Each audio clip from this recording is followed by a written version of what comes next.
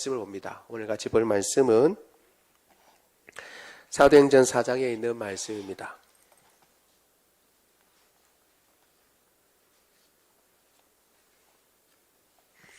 사도행전 4장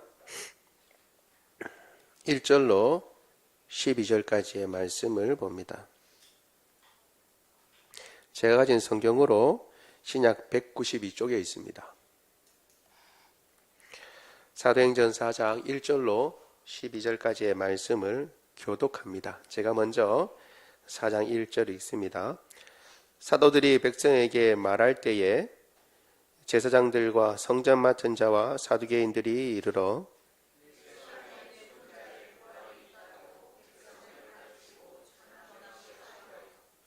그들을 잡음에 날이 이미 저물었으므로 이튿날까지 가두었으나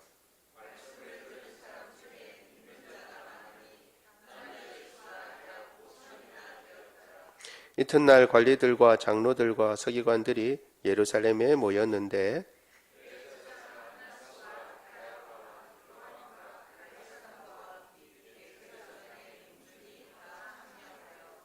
사도들을 가운데에 세우고 묻되 너희가 무슨 권세와 누구의 이름으로 이 일을 행하였느냐?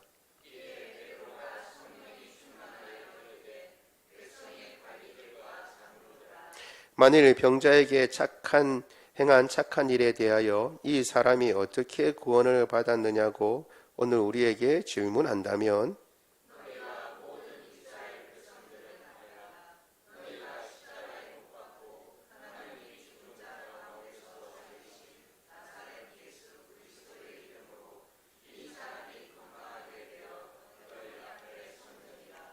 이 예수는 너희 건축자들의 버린 돌로서 진 모퉁이의 머릿돌이 되었느니라. 다른 이로서는 구원을 받을 수 없나니 천하 사람 중에 구원을 받을 만한 다른 이름을 우리에게 주신 일이 없음이라 하였더라. 아멘. 우리가 계속 사도행전을 지금 보고 있습니다. 보고 있는데 지금 초대교회에서 일어난 여러 가지 일들에 대해서 우리가 같이 살펴보고 있습니다. 중요한 이유는 초대교회 그 이전에 어떤 교회도 가보지 못한 길을 걸어가면서 하나씩 초대교회도 깨달아가고 하나님의 인도를 받는 가운데 그들에게 닥친 일들을 어떻게 처리했고 그리고 그렇게 처리할 때에 그들이 어떤 생각을 가지고 그 일을 그렇게 처리했는지 살펴보는 것은 아주 중요한 일이라고 말씀드렸습니다. 그래서 우리가 살펴보는데 지난 시간에 이제 베드로와 요한이 성전 미문에서 구걸하는 사람을 나면서부터 걷지 못한 사람을 일으켜 세웠습니다. 그리고 이 일이 사람들한테 전해져서 놀랍게 여기는데 그 일에 대해서 또 베드로가 두 번째 설교를 합니다. 첫 번째 설교는 성령께서 임하실 때에 오순절날 임하실 때에 그렇게 설교를 한번 했고 두 번째 사람들이 모였을 때에 또 설교를 하고 예수님의 능력에 대해서 다시 이야기를 하게 됩니다. 그 이야기를 듣고 죽은 자가 부활했다라는 것에 대해서 설명하는 것에 반감을 품은 이 대제사장들과 그리고 또 사두개인들이 잡아다가 옥에 가두었습니다. 그들은 죽은 자의 부활을 싫어했다라고 얘기를 했습니다. 그런데 놀랍게도 사도들은 잡혀갔는데 그때 사도들이 전한 그 복음을 듣고 믿는 사람은 5,000명이나 되었다라고 얘기를 하고 있습니다. 이 5,000명은 한 번에 회개한 숫자로는 아마 가장 큰 숫자가 아닌가 싶습니다. 그 이전에는 3,000명이 제자의 수가 더했다 그랬는데 5,000명이 이렇게 예수님을 믿게 됐습니다. 그리고 그 다음 날 사람들이 모였는데 이 공회라고 그랬는데 산헤드린 공회입니다. 예수님을 십자가에 못 박을 때도 임시적으로 모였던 공회가 산헤드린 공회였습니다. 그렇게 모여가지고 이제 신문을 합니다. 무슨 권리로 이런 이야기를 하느냐라고 물었는데 베드로가 이 착한 일에 대해서 어떻게 이 일이 일어났느냐고 묻는다면 하고 질문을 바꿉니다. 질문을 바꾸고 그리고 예수 그리스도의 이름이 이 사람을 낫게 했다라고 함과 동시에 단순히 이 사람을 낫게 한 이름뿐만 아니라 우리 온 인류의 그리고 이스라엘 백성들의 구원을 얻는 이름은 이 예수님밖에 없다라고 더 진전시켜서 설명을 하고 있는 것이 오늘 본문의 내용입니다. 이 내용을 가지고 우리가 몇 가지 살펴보려고 합니다. 첫 번째, 같이 한번 읽어보겠습니다. 첫 번째, 시작. 대적자들은 항상 있다라는 것입니다. 대적자들은 항상 있습니다. 복음을 싫어하는 사람들은 항상 있고 예수님의 예자도 듣기 싫어하는 사람들이 항상 있습니다. 우리 사도행전 오늘 읽은 본문이죠. 4장 2절 같이 한번 읽어보겠습니다. 시작. 예수 안에 죽은 자의 부활이 있다고 백성을 가르치고 전함을 싫어하여. 죽은 자의 부활, 예수님의 부활뿐만 아니라 죽은 자의 부활이 있다는 것을 전하니까 그것을 싫어했습니다. 그리고 그런데 여기 싫어했다라고 하는 말은 우리가 한번 염두에 볼 필요가 있습니다. 그냥 그것을 전하지 못하게 했다든가 그것은 불법이다 이런 정도가 아니라 그들은 그걸 싫어했어요. 그러니까 그것을 맞닥지 않게 생각했다는 것이죠. 그런데 이와 같은 상황은 이들만 그런 것이 아니라 항상 하나님의 일에 대해서 반대하고 싫어하는 사람이 있었다라는 것을 우리가 기억할 필요가 있습니다. 그리고 그것을 잘 나타내 보여주는 것이 여러 성경에 여러 부분이 있지만 시편이 또 그런 부분에 대해서 잘 얘기해 주고 있습니다. 우리 시편 2편 1절에서 3절 같이 한번 읽어보겠습니다. 시작. 어찌하여 이방 나라들이 분노하며 백성들이 헛된 일을 꾸미는가. 세상의 군왕들이 나서며 관원들이 서로 꾀하여 여호와와 그의 기름 부음 받은 자를 대적하며 우리가 그들의 맨 것을 끊고 그들의 별박을 벗어버리자 하는도다. 아멘. 그러니까 이 기본적인 생각은 뭐냐면 하나님께서 결박을 묶으셨다. 하나님께서 우리를 못 살게 군다. 우리를 어떻게 해요? 이렇게 붙잡아 놓고 우리의 자유를 억압한다라는 생각을 가지고 있고, 그리고 여기에 기름 부음 받은 자라는 것은 물론 메시아를 이야기하지만 1차적으로는 왕을 이야기합니다. 왕. 그 왕의 결박으로부터 벗어나자라고 이렇게 세상 군왕들이 이야기하고 관리들이 이야기한다라고 하는 것입니다. 그런데 이것은 헛된 일이라고 얘기를 하고 있습니다. 사실 하나님의 통치는 완전한 통치고 그 통치 안에서 바른 길을 걸어가고 그 통치만이 행복의 길인데 그거 싫다는 거예요. 그 통치가 싫고 하나님께서 다스리는 거 싫고 왕을 세워서 그 왕이 우리를 다스리는 것도 싫다는 거예요. 그것을 굴레라고 생각하고 그 굴레에서 벗어나기를 지금 꾀하는 것입니다. 그래서 어떻게 해요? 막 서로 분분하고 그리고 헛된 일을 꾸미고 분노하고 있다라고 이야기하고 있는 것입니다. 그때뿐만이 아니라 지금도 하나님에 대해서 이야기를 하면, 예수님에 대해서 이야기를 하면 뭔가 내 자유가 억압을 받는 것 같고 내가 뭔가 손해보는 것 같고 하나님 앞에서 내 누리던 것들을 못 누리는 것 같이 생각돼서 언제든지 어떻게 해요? 그 하나님으로부터 벗어나려고 한다는 것입니다. 그리고 그런 사람들은 항상 있어 왔습니다. 이 시편 2편이 이야기하는 것처럼 이방의 나라들, 민족들 다 어떤 영역에든지 그리고 어떤 시대에든지 항상 그런 사람들이 있어 왔습니다.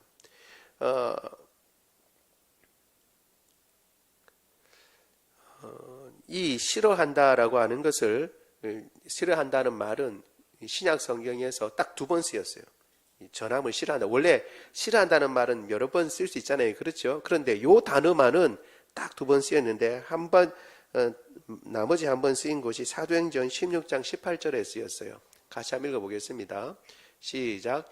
이같이 여러 날을 하는지라 바울이 심히 괴로워하여 돌이켜 그 귀신에게 이르되 예수 그리스도의 이름으로 내가 내게 명하노니 그에게서 나오라 하니. 아멘. 귀신이 즉시 나오니라. 아멘. 여러분이 어떤 상황인지 아시죠? 빌립보라고 하는 지역에 가가지고 복음을 전하는데 귀신 들린 사람이 여종이죠. 여종이 계속 이제 와서 이는 하나님이 세우신 사람이다 라고 얘기합니다. 근데 한두 번 얘기하면 되는데 계속 이야기하면서 오히려 방해를 하는 거예요. 너무 심히 괴롭다 라고 얘기했죠. 여러 날을 하는지라 심히 괴롭다 라고 할 때 이 괴롭다 라는 말이 동일한 단어입니다. 그러니까 어떻게 해요? 계속 듣기 싫은 말을 계속해서 너무 마음이 심란하고 싫은 말처럼 어떻게 해요? 이 사람들은 죽은 자의 부활을 전하는 것을 그렇게 여겼다라고 하는 것입니다. 그러니까 심리적으로 벌써 반응을 이 너무 싫다라고 하는 것을 드러내는 것이죠. 그래서 거기 뜻을 보면 이 단말의 뜻을 보면 화나게 하는 행동으로 말미암아 엄청나게 짐스럽고 부담스럽다라는 느낌을 갖는 말이라고 합니다. 심히 괴롭다라는 거예요. 심히 괴롭다. 복음에 대해서 심히 괴로워하고 그것을 알레르기 반응을 일으키듯이 싫어하는 사람이 있다라는 것을 아는 것은 중요합니다. 그런 사람들이 항상 하나님에 대해서 반대하지만 그 사람들 가운데서도 예수님 믿는 사람이 나올 수 있습니다. 그런데 기본적으로 그런 사람들이 있다는 것을 아는 것이 중요합니다. 왜 중요하냐면 이런 사람들 앞에 섰을 때 혹은 세상이 이런 반응을 할 때에 우리가 놀라거나 걱정할 필요가 없기 때문에 그렇습니다. 이런 반응은 나를 싫어서 그런 것이 아니라 항상 복음에 대해서는 이렇게 반응하는 사람들이 있었다라는 것을 기억해야 합니다. 개인에 대한 것이라기보다는 복음 자체에 대한 반응이고 하나님에 대한 적개심을 가지고 있는 것입니다. 여기에 지도자들은 예수님을 대적하고 죽인 자들이죠. 오늘 보니까 대제사장의 가문들이라고 나와 있습니다. 그리고 사두개인들이다 이렇게 얘기를 하고 있습니다. 그런데 사두개인들이라고 하는 것은 원래 사도이라고 하는 대제사장의 후예들이라고 자청하며 하나님 앞에 바로 선 사람들이라고 자신들을 그렇게 내세우는 사람들이었는데 특별히 이 사람들은 부활이 없다라고 주장하던 사람들이었습니다. 사두개인들은 여러분 기억하시죠? 모세 오경만 성경이다 라고 생각했던 사람입니다. 그리고 이 사람들은 모세 오경만 보고 부활이 없다라고 주장한 사람들이었습니다. 참 희한하고 아이러니한데 대제사장 가문인데도 불구하고 이 사두개인들은 가장 당시에 헬라 문화를 빨리 받아들였습니다. 히브리 자기의 이스라엘 문화를 지키는 것보다 헬라의 문화를 그 당시 그리스의 문화를 더 빨리 받아들여서 이 사람들 대제사장의 이름이 벌써 그리스화된 이름. 우리도 있잖아요. 그렇죠. 우리가 만약에 일제시대라면 어떻게 해요? 이름이 두 가지인 거죠. 한국 이름이 있고 일본 이름이 있는데 일본 이름을 널리 쓰는 것처럼 이 사람들이 그리스 이름을 널리 쓰는 사람들이었습니다. 그러니까 어떻게 해요? 자신의 권력을 하나님 앞에 잘 살겠다고 자천하지만 자신의 권력과 현세에 있는 유익들에 대해서 이익에 더 집착하고 그것을 붙잡고 놓지 않으려고 하던 사람들이었습니다. 그러니까 어떻게 해요? 예수님의 대적자가 된 거죠. 그런데 사실 예수님은 이들에게 기회를 안 주신 것이 아니라 이들에게도 기회를 주셨어요. 부활이 없다라고 하는 사두개인들이 예수님께서 성전에서 가르치실 때에 질문했습니다. 예수님께 우리 중에 7 형제가 있었는데 마지가 한 여인하고 결혼하고 후손이 없이 죽고 그리고 둘째가 그 여인을 맞이해서 아내로 삼고 또 후손이 없이 죽고 다 그렇게 죽고 마지막 7째까지 다 죽고 여인도 결국은 다 죽고 말았습니다. 후손이 없이. 그러면 나중에 부활할 때에 누구의 아내가 되겠습니까? 라고 질문했죠. 여러분 기억나시죠? 그렇게 질문함으로 뜻하는 바는 뭐예요? 이렇게 어려운 일이 있으니까 부활이 있다 없다? 부활은 없다 라고 그들이 주장한 겁니다. 그때 예수님께서 그들을 향해서 뭐라고 말씀하셨는지 여러분 기억나신지 모르겠지만 2가지 말씀하셨어요. 너희가 성경도 하나님의 능력도 알지 못하는 거로 오해했다라고 말씀하시고, 부활 때는 남자 여자 없다, 시집가고 장가가지 않는다, 하나님의 능력에 대해서 이야기를 하고, 그리고 성경에 대해서 이야기한다면 해서 모세 오경에 나와 있는 구절을 통해서 부활에 대해서 증언하셨습니다. 하나님께서 가시떨기 나무에서 모세를 만나서 당신을 소개할 때에 나는 아브라함의 하나님, 이삭의 하나님, 야곱의 하나님이라고 소개하셨는데, 하나님은 죽은 자의 하나님이 아니라 산 자의 하나님이다 라고 말씀하셨어요. 그래서 부활이 있다는 것을 증명하셨고, 그 이야기를 듣고 사두개인들 중에 아무도 더 묻지를 못하고 그대로 물러갔어요. 그 말은 뭐냐? 그들도 그 이야기를 듣고 하나님께서 아브라함의 하나님, 이삭의 하나님, 야곱의 하나님이라고 했을 때 아브라함과 이삭과 야곱은 하나님 앞에 살았다는 거예요, 죽었다는 거예요. 살아있는 존재라고 말씀하셨다는 것을 그들이 깔았다는 것이죠. 그러니까 부활에 대해서 이미 예수님의 가르침을 받았어요. 그리고 또 가장 큰 증거가 있잖아요, 여기. 누구요? 지금 이 두려움을 모르고 예수님이 부활했다고 증언하고 있는 이 제자들. 당장 예수님이 잡힐 때는 다 도망하고, 심지어는 어떻게 베드로는 부인도 하고 도망갔던 사람인데, 지금 예수님께서 부활하셨고 예수님 안에 있는 사람들도 부활한다고 증언하고 있는 이 제자들을 보면 더 분명하고 확실한데도, 그러한 증거를 보고서도 믿지 않고 대적자가 된 것입니다. 왜 이들이 이런 예수님의 부활에 대해서 증언하고 있는 이 사람들을 가두려고 하고 이렇게 싫어할까요? 왜 그렇죠? 이미 말씀드렸지만 이들은 진리를 따라서 사는 것이 아니라, 말씀을 따라서 사는 것이 아니라, 말씀을 따라서 산다고는 했지만 실제로 삶의 모습은 어떻게 해요? 자기 사리 사욕을 쫓아 사는 사람이기 때문에 그렇습니다. 객관적인 어떤 증언을 따라서 혹은 진리를 따라서 이게 정말 진리면 이 진리에 맞춰 순종하고 살아야지 라고 하는 그런 삶의 태도가 아니라, 어떤 것이 유익한가, 어떤 것이 이익인가, 그것을 따라서 사는 사람이기 때문에 예수님에 대해서 이렇게 반대를 하고 핍박을 하고 있는 것입니다. 그들의 이익과 맞지 않기 때문에 그런 것입니다. 여러분, 항상 이 세상은 자신의 이익을 떠나 살아가는 삶입니다. 사는 사람입니다. 그래서 그 사람들은 그 자신의 이익을 비추어 봐서 예수님을 믿는 것을 극도로 싫어하는 것입니다. 자기 이익과 많지 않다라고 생각하는 것입니다. 사실은 예수님을 믿어야 정말 자신의 참된 이익에 부합하고 영원한 생명을 얻을 것인데, 그렇게 하지 아니하고 눈앞에 있는 사욕을 쫓아가다 보니까 이렇게 예수님을 거부하는 것입니다. 우리가 이 사실을 기억하고, 대적자들은 항상 있는데 그들은 자신의 이익을 쫓아 왔다 갔다 하며 그런 거로 하나님의 이 복음에 대해서 대적하고 있다는 것을 기억하고, 혹 우리가 예수님을 전할 때, 부활을 증거할 때에 사람들이 오해를 하고 대적하는 것에 대해서 이상하게 생각할 것이 아니라, 세상 사람들은 자기의 이익을 따라 생각해서 항상 저렇다라는 것을 기억하고 흔들리지 말고, 우리는 우리가 옳다고 생각하고 진리라고 생각하는 그 말씀을 그대로 준행하고 그 말씀을 따라 살기를 원합니다. 두 번째, 오늘 우리가 본문에서 생각해 보려고 하는 것은요, 승리의 기준입니다. 승리의 기준. 둘째, 같이 한번 읽어볼까요? 시작. 승리의 기준. 갑자기 왜 승리라는 얘기가 나오는가 라고 하는데 생각할 수 있는데, 우리 4장 3절 한번 읽어보겠습니다. 시작. 그들을 잡음에 날이 이미 저물었으므로 이튿날까지 가두었으나. 아멘.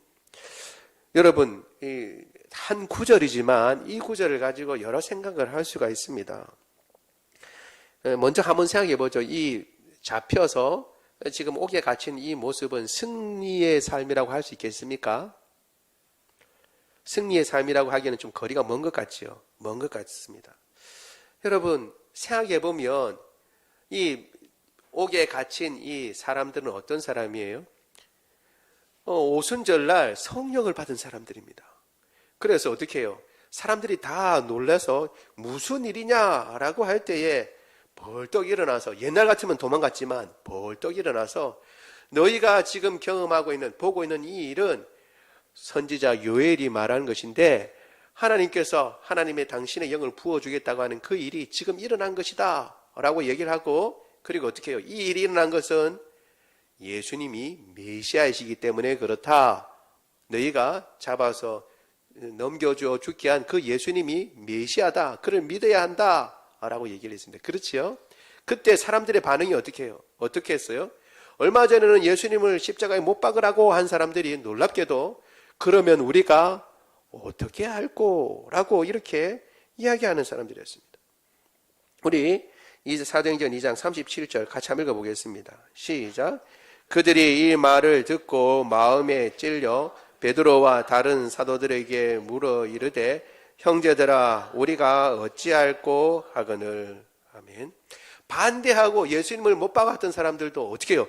마음이 녹아져서 그 설교에 감동이 돼서 그러면 우리가 어떻게 해야 되겠냐라고 묻고, 그때 그리고 난 뒤에 어떻게 해요? 3,000명이나 예수님을 믿는 놀라운 일이 일어났습니다. 41절요. 2장 41절도 같이 읽겠습니다. 2장 41절 같이 읽습니다. 시작. 그 말을 받은 사람들은 세례를 받음에 이 날에 신도의 수가 3,000이나 더하더라. 놀라운 일이 났습니다. 뿐만 아니라 지금 일어난 일은 또 어떻게 해요? 성전 미문에서 나면서부터 걷지 못하는 사람을 어떻게 잡아 일으켜서 네가 원하는 금과 은은 내게 없지만 내게 있는 건 내게 준다. 나사렛 예수 이름으로 일어나 걸어라. 그러니까 어떻게 해요? 걸었습니다. 놀라운 이적을 행하고, 그리고 많은 사람들이 관심을 보입니다. 우리 3장 11절 같이 한번 읽어보겠습니다.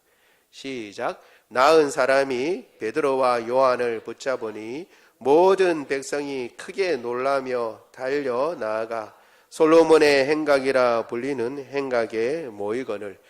많은 사람들이 지금 몰려와가지고 그들에게 또 복음을 전했어요. 이 모든 것들은 다 어떻게 해요? 하나님께서 은혜 베풀어 주셔서 많은 사람들을 보내주시고, 또 어떻게 그 중에 믿는 사람도 많고 이적도 일어나고 놀랍습니다. 그런데 그렇게 되면 어떻게 돼야 돼요? 가장 핵심인 그 예수님을 십자가에 못 박는데 핵심이었던 사내들인 공회의 회원들, 지도자들도 이 사실을 기억하고, 야, 그때 우리가 너무 몰라서 예수님을 십자가에 못 박았네. 정말 잘못했다. 정말 너희가 믿는 예수님이 진짜 메시아가 맞다. 지금이라도 지금 회개한다고 돌이켜야 되는데 어떻게 됐어요? 그냥 감옥에 들어갔어요. 실제로 잡으려고 할 때 어떤 일이 벌어져야 돼요? 여러분, 저 생각에는 잡으려고 할 때도 벼락이 빵 친다든가, 성령도 임하셨는데, 그렇죠? 잡으려고 할 때 벼락이 빵 치고 어떤 소리 나와요? 나의 종들을 건드리지 마라. 하나님께서 한 목소리 하시면 되잖아요. 한 목소리. 뭐 많은 말씀 해달라 그러나 그냥 한 목소리만. 왜 나의 종들을 잡으려고 하냐? 한 목소리만 하셔도 어떻게 해요? 다 벌벌 떨고, 그러면 하나님을 믿어야겠네. 예수님이 메시아네. 금방 해결됩니다. 금방 해결돼요. 그런데 어떻게 해요? 신나게 전하고 이적도 일으키고 나면서부터 걷지 못하는 사람이 일어나고, 그리고 복음도 전하고 사람들도 많은 관심을 보이는데 결론이 어떠냐? 잡혀서 감옥에 들어갔다. 잡혀서 감옥에 들어갔다는 거예요. 그러면 어떻게 해요? 여러분, 이게 승리의 모습입니까? 뭔가 큰 일이 일어나고 굉장한 일들이 일어나는데 어떻게 결론은 어떻게 돼요? 감옥에 들어갔다는 거예요. 큰 일이 일어나고 어떻게 해요? 감옥에 들어가는 게 아니라 감옥에 들어갈 만한 일이 일어나더라도 어떻게 해요? 빠져나와야죠. 오히려 면해야 되는데 그렇지 않고 감옥에 들어간 거예요. 열심히 복음을 전했는데 그런데 감옥에 갇혔다라는 것입니다. 그리고 가장 강력한 세력으로부터 반대를 당합니다. 우리 4장 1절 같이 한번 읽어보겠습니다. 4장 1절 시작.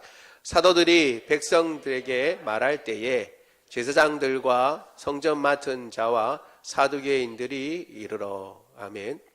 제사장들, 가장 그 당시에 힘 있는 사람, 성전 맡은 사람들, 물리력을 행하는 사람입니다. 여기 보면 여러분 성전에 어떻게 해요? 이 맡은 자라고 되어 있는데 여러분 거기 성경을 보시면 3이라고 해서 밑에 나와 있습니다. 거기 보면 경비대장이라고 되어 있어요. 성전을 경비하려고 했던, 그러니까 무력을 이제 쓸 수 있는, 합법적으로 무력을 쓸 수 있는 사람입니다. 예수님을 예수님을 잡아갈 때도 이 사람들이 동원됐어요. 그러니까 지금 로마 치하에서 그나마 합법적으로 무력을 쓸 수 있는 사람과 당시에 힘 있는 사람들이 다 모여가지고 지금 감옥에 넣은 것입니다. 그러면 어떻게 해요? 그리고 난 뒤에 어떻게 해요? 사내들인 공회가 열립니다. 사내들인 공회는 공회가 열리는구나. 여러분 이렇게 생각할 수 있을지 모르지만 잠깐 전에도 금방도 말씀드린 것처럼 사내들인 공회가 열려서 어떻게 했어요? 예수님이 십자가에 못 박혔습니다. 사내들인 공회에 열렸을 때 제자들은 어떻게 했죠? 다 도망갔어요. 저기에 붙잡히면 안 된다 생각하고 다 도망간 겁니다. 그리고 심지어는 베드로는 어떻게 해요? 3번이나 예수님을 부인했습니다. 지금 그 트라우마가 있어요, 제자들에게. 얼마 전까지만 하더라도 예수님 붙잡아갈 때 성전 경비대장들이 와가지고 예수님 붙잡아갈 때 다 도망갔고, 그리고 나도 두려워가지고 3번이나 여종이 묻는데도 예수님을 저주하고 3번이나 부인했다는 그런 트라우마가 있는 그 장소입니다. 바로 그 장소. 그 장소에 지금 가게 된 거예요. 두려워서 도망한 곳, 예수님을 부인한 곳, 그 자리에 다시 끌려온 겁니다. 그러면 어떻게 해요? 실패인가요? 여러분, 우리 그리스도인들도 쉽게 빨리 이렇게 뭔가 성공과 실패를 정하는 것 같습니다. 제 생각에는. 그래서 너무 쉽게 좌절하는 경우가 있는 것 같아요. 한 번 전해보고, 한 번 또 성경 읽어보고, 한 번 무릎 꿇어서 한 번 기도 한번 해보고, 안 되면 어떻게 해요? 아닌가 보다. 혹은 한두 번 해보고 안 되면 안 되는가 보다 라고 생각하는 경향이 좀 있는 것 같습니다. 여러분, 한 번 전해보는 것이 아니라 계속 전하고, 한 번 읽어보는 것이 아니라 계속 읽어보고, 말씀 가운데 깨달아질 때까지, 그리고 한 번 무릎 꿇어보는 것이 아니라 계속 무릎을 꿇는 겁니다. 계속 그렇게 해야 됩니다. 왜냐하면, 그게 명령이고 그게 약속이기 때문에 그렇습니다. 한 번 해봐라. 그게 아니라 될 때까지 하는 거예요. 될 때까지.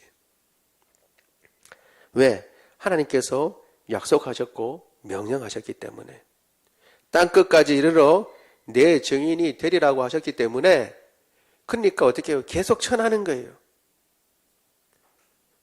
주의 말씀을 계속 읽으라고 그러니까 어떻게 해요? 계속 읽는 겁니다. 쉬지 말고 기도하라고 그러니까 계속 기도하는 거예요. 한두 번 기도해 봤는데, 한 1, 2년 기도해 봤는데 아무 응답이 없더라. 그러면 그게 실패입니까? 아니에요. 여러분, 외적인 성공과 실패의 모습에 현혹되면 안 됩니다. 그래서 주님께서 요 구절을 넣으신 겁니다. 우리 4장 4절 같이 한번 읽어보겠습니다. 시작. 말씀을 들은 사람 중에 믿는 자가 많으니 남자의 수가 약 5천이나 되었더라. 아멘. 당장 말씀을 전한 사람은 붙잡혀서 감옥에 갔는데, 놀랍게도 그 말씀을 들은 사람 중에서 5,000명이나 되는 사람이, 약 5,000명이나 되는 사람이 예수님을 믿는 놀라운 역사가 일어납니다. 겉으로 보면 어떻게 해요? 저 사람들은 감옥에 가서서 실패한 것 같은데 결과를 보니까 놀라운 열매가 나타나는 것입니다. 우리는 생각할 때에 이렇게 하나님 말씀 순종하고, 그리고 저렇게 하나님 말씀 복종해 봤는데 아무것도 안 일어나더라.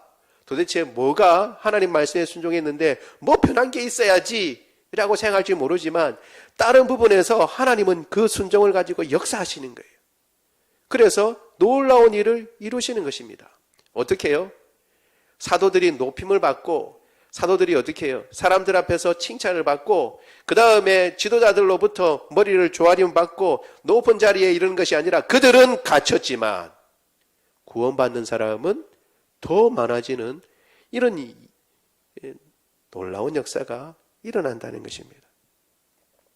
따라서 우리가 승리라고 할 때에 우리가 당하는 그 일들을 가지고 승리를 말하면 안 됩니다. 그걸 가지고 승리라고 이야기를 하면 안 됩니다. 세상의 기준을 가지고 자리가 높아졌거나 칭찬하거나 혹은 지위가 높아졌거나 명예를 얻거나 그걸 가지고 승리라고 하면 안 되고 어떻게 해요? 여전히 어떤 상황과 여건에도 하나님을 붙잡고 있는가? 그것이 바로 승리하는 것입니다. 승리의 삶은 내가 어떤 상황, 어떤 여건에도 여전히 하나님 바라보고 있는가? 하나님의 손을 붙잡고 있는가? 그리고 그 말씀에 지금 순종하고 있는가? 그러면 그 사람은 승리의 삶을 살고 있는 것입니다. 여러분 그것을 기억해야 합니다. 그러면 그 사람의 순종을 통해서 열매는 하나님께서 맺히시는 겁니다. 제자들이 그 어려운 환경에서도 계속 예수님을 전하니까 그리고 어떻게 해요? 전하는 예수님을 통해서 많은 사람들이 예수를 믿고 제자로 들어오는 역사가 있는 것입니다. 우리는 너무 쉽게 그 5,000명에 집중합니다. 야, 5,000명이나 믿었구나 라고 생각하는데 그런데 반면에 한편으로는 그 5,000명이나 예수님을 믿게 한 제자들은 지금 옥에 갇혔다라는 사실을 잘 기억하지 못하는 수가 있습니다. 그리고 그것을 너무 가볍게 생각하는 경우가 있습니다. 여러분, 그들 말씀드렸지만 그들도 트라우마가 있어요. 그리고 그들도 힘든 가운데 잡혔어요. 그런데 그들이 이런 모든 어려움 가운데서도 복음을 전할 수 있었던 이유는 복음이 더 컸기 때문입니다. 주님이 더 컸기 때문이고 그들의 두려움과 그들의 눈앞에 있는 펼쳐진 이 어려움은 주님이 너무 컸기 때문에 그건 너무 작아 보였기 때문에 감당할 수 있었던 것입니다. 그리고 주님께서는 그것을 사용하셔서 놀라운 일을 이루신 것입니다. 여러분, 승리는 다시 말씀드립니다. 어떤 높아진 자리나 혹은 사람들의 박수나 혹은 물질의 부요함에 있는 것이 아니라 하나님의 사람의 승리는 어떤 상황과 여건에서든지 하나님의 말씀을 순종하는 그 자리에 있는 것. 여전히 주님을 붙잡고 있으면 그 사람은 이미 승리자의 삶을 살고 있는 것입니다. 여러분 지금 우리의 삶이 어떻습니까? 아무리 팍팍하고 어렵고 힘들더라도 내가 그래도 예수님 믿고 예수님 손 붙잡고 있으며 내 상황과 여건은 힘들고 어려워도 내가 여전히 예배의 자리에 있고 하나님의 말씀을 듣고 있고 그 말씀을 마음에 새기고 어떻게든지 그 말씀 순종하려고 몸부림치고 있습니까? 여러분 그러면 여러분들이 이미 승리자입니다. 여러분 지금 승리의 삶을 살고 있는 것입니다. 세상 사람들이 뭐라고 얘기하든 내 환경이 비록 어렵고 힘들을지라도 환경이 승리를 보장해 주는 것이 아니라 주님을 붙잡고 있는 그 믿음이 승리를 보장해 주고 있는 것입니다. 그 주님을 붙잡고 있는 여러분, 지금 특별히 어렵고 힘들다고 하는 이때에 더욱 주님을 붙잡고 그 주님을 바라보며 달려가는 저와 여러분 되기를 원합니다. 세 번째를 보려고 하는데 시간이 조금 지나서 끊어야겠어요. 요즘 제가 설교를 너무 길게 하더라고요. 그래서 오늘은 둘로 그냥 끊습니다. 다음에 연결해서 하도록 하겠습니다. 말씀을 생각하고 여러분 다시 한번 요약을 합니다. 잠깐 요약을 합니다. 첫 번째, 우리가 생각할 때에 세상 사람들 항상 반대자가 있다, 대적자가 있다는 것을 여러분 기억하시고 내가 하나님 말씀대로 살려는데 왜 이렇게 반대를 많이 하냐, 왜 이렇게 어렵냐, 왜 이렇게 힘드냐, 그게 아니라 정상적으로 살기 때문에 힘들다는 것을 기억하고 믿음의 길을 계속 걸어가시기 바랍니다.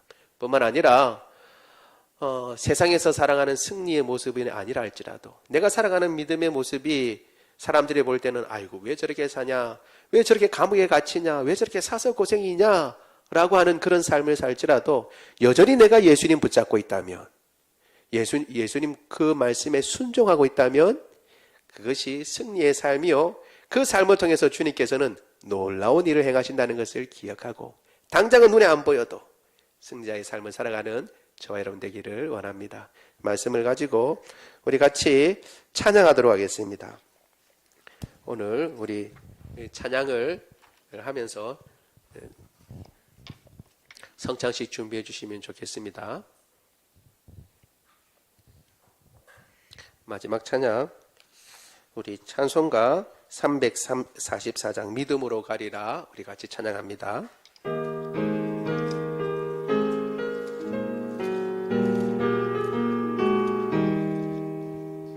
믿음으로 가리라, 주님 가신 고난의 길, 주님 말씀 붙잡고 승리하며 살아가리. 무릎 꿇어 간구하고 겸손하게 주님 섬겨 새 힘을 얻으리라. 고난 중에 있을 때 소망 중에 기뻐하며 주님 말씀 따라서 기쁨으로 살아가리. 주님 앞에 나아가 무릎 꿇어 간구하고 겸손하게 주님 섬겨 새 힘을 얻으리라. 아멘. 성찬 예식은 예수님께서 교육해 주신 거룩한 예식입니다. 주 예수 그리스도께서 잡히시던 날 밤에 떡을 가지사 축사하시고 떼어 주셨으므로 나도 지금 그의 이름으로 이 떡을 나누어 드리니 받으십시오. 주님께서 말씀하시기를 이것은 너희를 위하여 주는 내 몸이라. 너희가 이를 행하여 나를 기념하라고 하셨습니다. 먼저 떡을 나누겠습니다. 일교하신 분과 세례 받으신 분만 참여합니다. 받으신 후에 잠깐 기다렸다가 기도하고 함께 들도록 하겠습니다.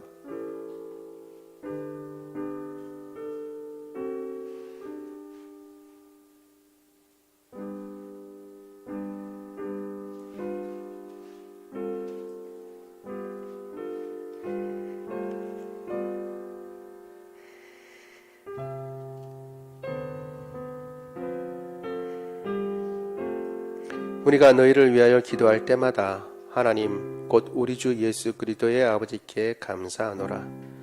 이는 그리스도 예수 안에 너희의 믿음과 모든 성도에 대한 사랑을 들었으며 너희를 위하여 하늘에 쌓아둔 소망으로 말미암음이니 곧 너희가 전에 복음의 진리의 말씀을 들은 것이라. 이 복음이 이미 너희에게 이르매 너희가 듣고 참으로 하나님의 은혜를 깨달은 날부터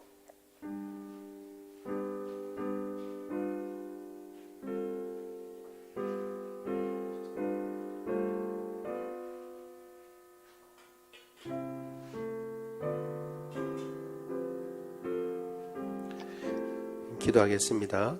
사랑이 많으신 하나님, 주의 은혜를 인하여 감사합니다. 예수 그리스도께서 흠이 없이 동정녀 마리아의 몸을 빌어 이 땅에 오셔서 우리의 죄 때문에 그 몸이 찢기시고 나뉘어주시고 죽음을 맛보심으로 우리에게는 영원한 생명을 주셨습니다.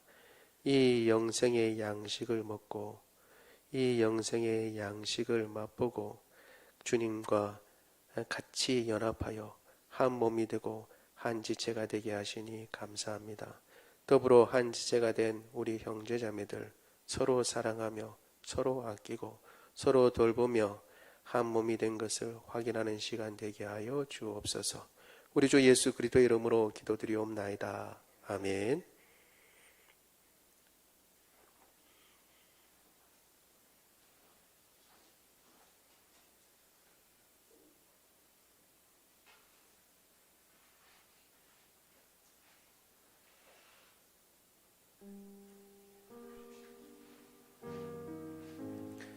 후에 또한 잔을 주셨으므로 나도 지금 그의 이름으로 이 잔을 나누어 드리니 받으십시오.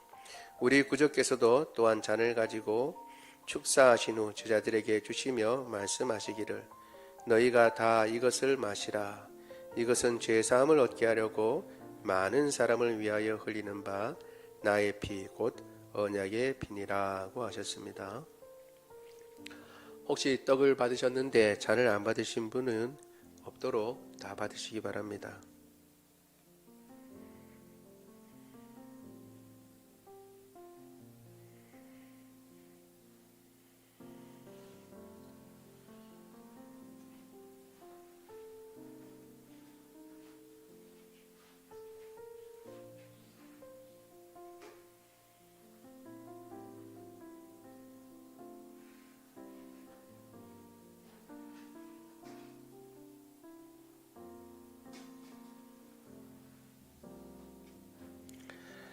기도하겠습니다. 주님, 은혜를 인하여 감사합니다. 우리를 위하여 몸이 찢겨졌을 뿐만 아니라 보배로운 피를 흘려 우리의 죄를 씻어주시고 우리의 죄를 덮어주사 우리가 주님 앞에 죄인이 아니라 죄를 씻김받은 죄인으로 주님 앞에 서게 하시니 감사합니다. 예수 그리스도의 보혈로 이제 원수에서 자녀가 되었고 주님을 알지 못하는 자에서 이제 하나님의 백성이 되었습니다. 이 큰 은혜를 생각하고 주님께서 주신 이 생명, 주님의 영광을 위하여 살아갈 수 있도록 주님 도와주옵소서. 이제 이 땅에 살지만 세상 사람들과 동일한 존재가 아니라 멸망받고 없어질 존재가 아니라 영원토록 살며 주님의 영광을 누릴 존재이며 하나님을 아버지라 부르는 존재가 된 것을 감사하며 예수 그리스도의 그 은혜를 생각하고 믿음으로 살아갈 수 있도록 은혜 더하여 주옵소서. 기쁨과 감사 가운데 살 뿐만 아니라 주님께서 주신 이 은혜를 널리 전하며 널리 복음의 소식을, 복된 소식을 알리며 전하는 사람이 되게 하여 주옵소서. 또한 하나님 아버지, 오늘도 우리 가운데 연약한 자들이 있습니까? 주님께서 붙잡아 주옵소서. 은혜 베풀어 주셔서 연약한 우리 육신을 온전케 하여 주옵소서. 죽었던 영혼도 살리신 예수 그리스도의 그 보혈의 능력이 나타나서 연약한 우리 육신, 몸 속에 있는 암세포 다 도말하여 주옵소서. 하나님 아버지, 코로나 바이러스도 도말하여 주옵소서. 주님, 감기 바이러스도 도말하여 주옵소서. 또한 하나님 아버지, 모든 육체를 강건하고 온전케 하여 주옵소서. 맑은 정신을 주옵소서. 모든 장기들마다 힘 주시옵소서. 염증들 다 고쳐 주옵소서. 비염과 하나님 아버지 두통 주님께서 고쳐 주시고 하나님 아버지 참으로 단잠을 허락해 주시기를 원하옵나이다. 모든 뼈마디를 주님 맞춰 주시고 주님 근육들이며 세포들마다 샘과 새 능력 주시고 주님 디스크 고쳐 주옵소서. 건강하고 강건하여 주님께서 맡기신 사명 잘 감당할 수 있도록 주님 도와주옵소서. 우리 주 예수 그리스도의 이름으로 기도드리옵나이다. 아멘. 같이 들도록 하겠습니다. 다 같이 일어나셔서 우리 찬양하도록 하겠습니다. 아까 드렸던 찬송가 344장 3절 같이 찬양하도록 하겠습니다.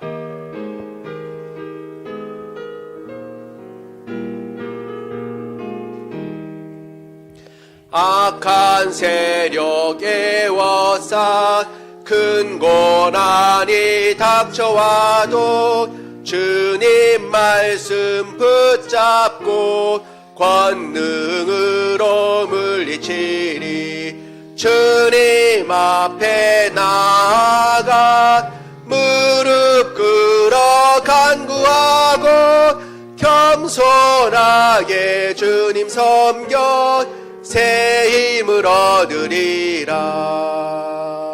아멘.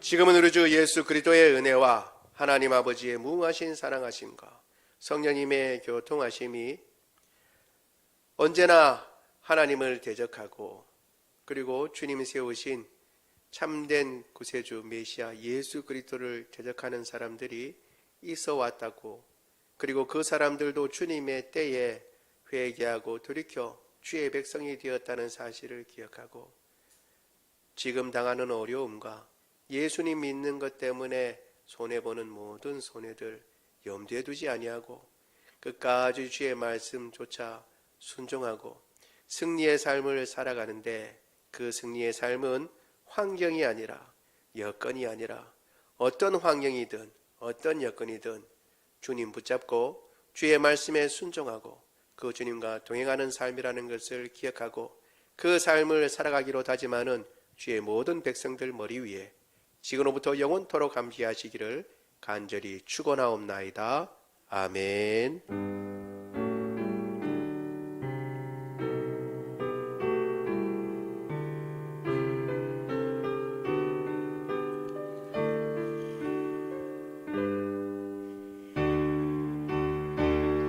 살아계신 주 나의 참된 소망 걱정 근심 전혀 없네. 사랑의 주내 갈 길 인도하니 내 모든 삶의 기쁨 늘 충만하네. 살아계신 주 나의 참된 소망 걱정 근심 전혀 없네. 사랑의 주내 갈 길 인도하니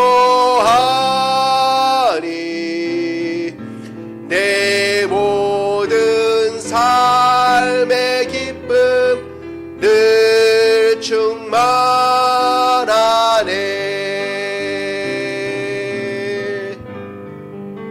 모든 예배를 마쳤습니다.